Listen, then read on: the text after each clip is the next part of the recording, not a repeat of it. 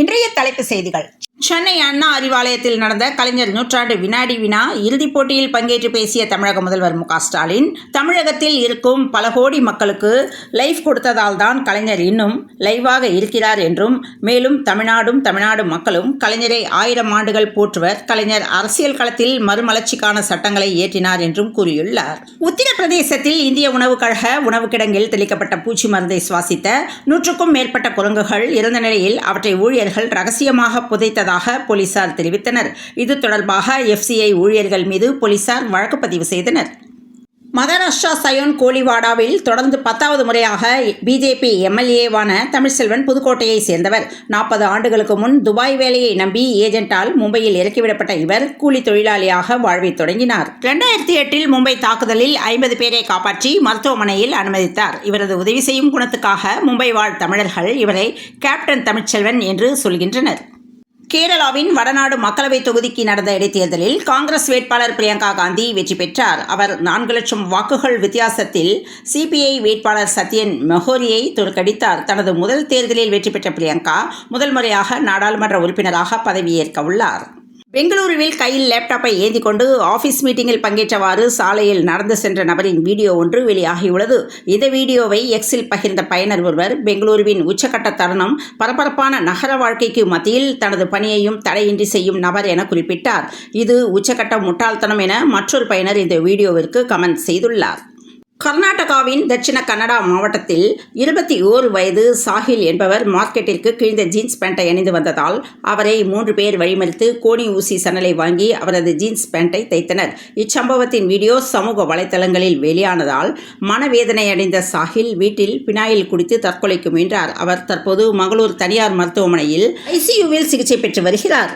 கேரளாவின் பாலக்காடு அருகே அதிவேகமாக வந்த கார் மோதியதில் சாலையை கடக்க நின்றிருந்த ஒரு ஆண், ஒரு பெண் என 2 முதியவர்கள் தூக்கி வீசப்படும் CCTV காட்சி வெளியாகியுள்ளது. படுகாயமடைந்த இருவரையும் மருத்துவமனைக்கு கொண்டு சென்றதில் அவர்கள் இறந்துவிட்டதாக தெரிவிக்கப்பட்டது. விசாரணையில் மதுபோதையில் காரை ஓட்டிய பிரேம்நாத்தை கைது செய்த போலீசார் இறந்தவர்கள் தமிழகத்தை சேர்ந்தவர்களாக இருக்கலாம் என சந்தேகிக்கின்றனர்.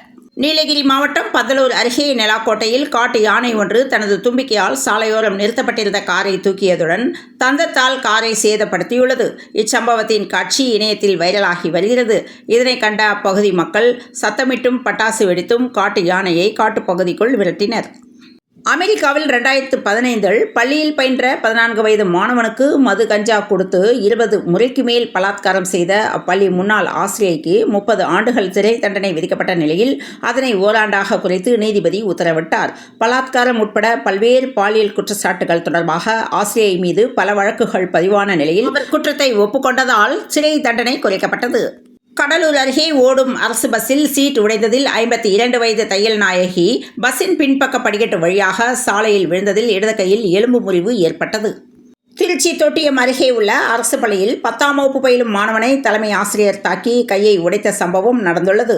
சம்பவத்தன்று மாணவன் மாடியில் உள்ள பள்ளி வகுப்பறையை கூட்டிக் கொண்டிருந்த போது துடைப்பம் தவறுதலாக கீழே நிறுத்தப்பட்டிருந்த தலைமை ஆசிரியரின் கார் மீது விழுந்துள்ளது. இதனால் ஆத்திரமடைந்த அவர் மாணவனை தாக்கியுள்ளார். இதுகுறித்து மாணவனின் பெற்றோர் போலீசாரிடம் புகார் அளித்தனர்.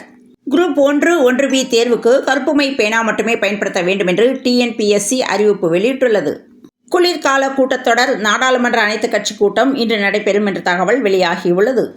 மகாராஷ்டிரத்தில் புதிய ஆட்சி சுமூகமாக அமையும் என்று முதலமைச்சர் ஏக்நாத் ஷிண்டே தெரிவித்துள்ளார். நடிகர் தனுஷ் இயக்கத்தில் உருவாகியுள்ள நிலவுக்கு என்மேல் என்னடி கோபம் படத்தின் படப்பிடிப்பு நிறைவடைந்துள்ளதாக படக்குழு அறிவித்துள்ளது.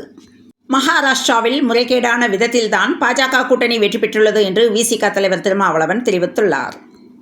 சென்னையில் நெரிசல் மிகுந்த 6 சாலைகளை அகலப்படுத்த முடிவு செய்யப்பட்ட நிலையில் சாத்தியக்கூறுகள் ஆய்வு மேற்கொள்ளப்பட்டன. சென்னையில் வசிக்கும் பெண்களுக்கான இளஞ்சிவப்பு ஆட்டோக்கள் திட்டத்தில் விண்ணப்பிக்க கால அவகாசம் டிசம்பர் 10ஆம் தேதி வரை நீடிக்கப்பட்டுள்ளது. மேலும் 10ஆம் வகுப்பு தேர்ச்சி அவசியமில்லை என்ற தகவலும் வெளியாகியுள்ளது. வன்முறையை தூண்ட முயற்சித்தல், கலவரத்தை தூண்டுதல் உள்ளிட்ட 4 பிரிவுகளின் கீழ் பாஜக ஒருங்கிணைப்பு குழு தலைவர் H. ராஜா மீது வழக்கு பதிவு செய்யப்பட்டுள்ளது. திராவிடம் என்பது சனாதனத்தை எதிர்க்க உருவான கருத்தியல் என்று திருமாவளவன் பேசியுள்ளார். கோயம்பேடு சந்தையில் வெங்காய வரத்து அதிகரிப்பால் விலை சற்று குறைந்துள்ளது. காரிஃப் பயிர் வெங்காயம் வரத் தொடங்கியதால் விலை மேலும் குறையும் என எதிர்பார்க்கப்படுகிறது. சென்னையில் தடை செய்யப்பட்ட போதைப்பொருள் அடங்கிய பார்சல் வந்திருப்பதாக பெண் DIGயை போனில் மிரட்டி பணம் பறிக்க முயற்சித்த நபரை சைபர் கிரைம் போலீசார் தேடி வருகின்றனர். சென்னை மாநகரில் மெட்ரோ ரயில் 2ஆம் கட்ட பணிகளுக்கான கட்டுமான பணிகள் நடைபெற்று வரும் நிலையில் நவம்பர் 25 முதல் டிசம்பர் 1ஆம் தேதி வரை போக்குவரத்து மாற்றம் செய்யப்பட்டுள்ளதாக அறிவிப்பு வெளியாகியுள்ளது. ஆட்டோ வாங்க பெண்களுக்கு 1 லட்சம் மானியம், கட்டுப்பாடுகள் நீக்கம் என்று தமிழக அரசு அதிரடியை தெரிவித்துள்ளது. ஐயப்பன் பாடல் சர்ச்சை எதிரொலியால் தனக்கு கொலை மிரட்டல் வருவதாக கானா பாடகி இசைவாணி சென்னை காவல் ஆணையர் அலுவலகத்தில் புகார் அளித்துள்ளார். வடசென்னை வளர்ச்சி திட்டத்தின் கீழ் ரூபாய் 1300 கோடியிலான 80 புதிய திட்டங்களை முதல்வர் மு.க.ஸ்டாலின் நவம்பர் 30ஆம் தேதி தொடங்கி வைக்கிறார். சென்னையில் பொறியியல் பணி காரணமாக சிங்கப்பெருமாள் கோவில் செங்கல்பட்டு இடையே இன்று முதல் 4 நாட்களுக்கு சில புறநகர் மின்சார ரயில் சேவைகள் ரத்து செய்யப்பட்டுள்ளன. சென்னை ராஜீவ்காந்தி அரசு பொது மருத்துவமனையின் மருத்துவ கட்டமைப்புகளை உத்தரகாண்ட் சுகாதாரத்துறை அமைச்சர் தன்சிங் ராவத் பார்வையிட்டார். இந்திய ரிசர்வ் வங்கி நடத்தும் வினாடி வினா போட்டியின் இறுதி சுற்று நாளை நடைபெறவுள்ளது. மனதின் குரல் வானொலி நிகழ்ச்சியின் மூலம் பிரதமர் மோடி இன்று நாட்டு மக்களிடையே உரையாற்றுகிறார். மெட்ரோ ரயில் 2ஆம் கட்ட பணிகளுக்காக சென்னை பனகல் பார்க் பகுதியில் வரும் 25ஆம் தேதி முதல் போக்குவரத்து மாற்றம் செய்யப்பட உள்ளது. அமெரிக்கா கலிபோர்னியா நகரில் 6வது உலக கோப்பை கேரம் சாம்பியன்ஷிப் போட்டி நடந்தது. இதில் தங்கம் வென்ற காசிமாவிற்கு சென்னையில் உற்சாக வரவேற்பு அளிக்கப்பட்டது.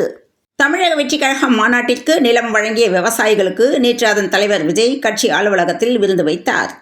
பெற்ற மகளே கதற கூடவே அண்ணனும் அப்பாதானே மன்னிச்சு விடு பஞ்சாயத்து பேசிய போலீஸ் கண்ணீர் வெடிக்கும் தாய். சென்னை திருவொற்றியூரில் 13 வயது சிறுமி வசித்து வருகிறார். இந்த சிறுமியை அவரது தந்தையும் பெரியப்பா மகனும் சேர்ந்து 9 மாதங்களாக பாலியல் பலாத்காரம் செய்துள்ள சம்பவம் அப்பகுதியில் பெரும் அதிர்ச்சியை ஏற்படுத்தியுள்ளது. இந்திய அணியின் முன்னணி வேகப்பந்து வீச்சு ஆல்ரவுண்டரான ஹர்திக் பாண்டியா உள்ளூர் T20 தொடரான சையது முஷ்டாக் அலி கோப்பை தொடரில் 35 பந்துகளில் 74 ரன்கள் அடித்துள்ளார். சபரிமலை செல்லும் வழியில் நேற்று மாலை சென்னையைச் சேர்ந்த 3 பக்தர்கள் அடர்ந்த உள் வனப்பகுதியில் சிக்கினர். சென்னையில் பெண்கள் உதவி மையத்தில் வேலை வாய்ப்பு என்று உடனே விண்ணப்பிக்க ஆட்சியர் அழைப்பு விடுத்துள்ளார். சென்னையில் இன்று 22 கேரட் ஆபரண தங்கத்தின் விலை ஒரு சவரன் 58,400 ரூபாய்க்கும் 1 கிராம் 7,300 ரூபாய்க்கும் விற்பனையானது. தென்கிழக்கு வங்கக்கடலில் குறைந்த காற்றழுத்த தாழ்வு பகுதி உருவாகியுள்ளதாக சென்னை வானிலை ஆய்வு மையம் தகவல் தெரிவித்துள்ளது. தெற்கு அந்தமான் மற்றும் அதை ஒட்டிய பகுதிகளின் மேல் கடந்த 21ஆம் தேதி காலை 8:30 மணிக்கு உருவாகிய வளிமண்டல மேலடுக்கு சுழற்சியானது மேற்கு வடமேற்கு திசையில் நகர்ந்து தென்கிழக்கு வங்கக்கடலில் இன்று காலை 8:30 மணிக்கு குறைந்த காற்றழுத்த தாழ்வு பகுதியாக உருவாகியுள்ளது. இது தொடர்ந்து மேற்கு வடமேற்கு திசையில் நகர்ந்து 25ஆம் தேதி தெற்கு வங்காள விரிகுடாவின் மத்திய பகுதியில் காற்றழுத்த தாழ்வு மண்டலமாக வலுப்பெற கூடும் என வானிலை ஆய்வு மையம் தகவல் தெரிவித்துள்ளது. இத்துடன் இந்த செய்திகள் நிறைவடைந்தன. மீண்டும் மற்றொரு செய்தியில் சந்திப்போம். நன்றி, வணக்கம்.